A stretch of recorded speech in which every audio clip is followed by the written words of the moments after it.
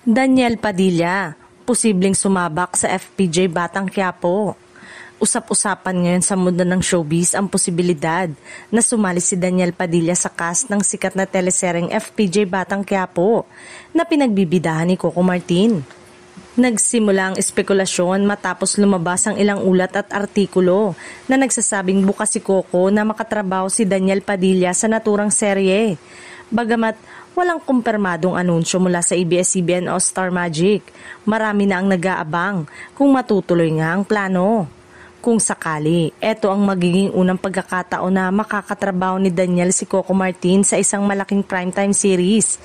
Pinag-uusapan din ng mga fans kung ano ang posibleng papel na gagampanan niya.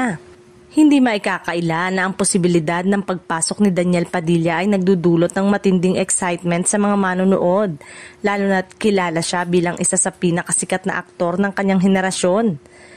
Hanggang wala pang opisyal na kumpirmasyon, abangan ng mga kapamilya kung tuluyan ngang magiging bahagi si Daniel Padilla ng FPJ Batang Quiapo.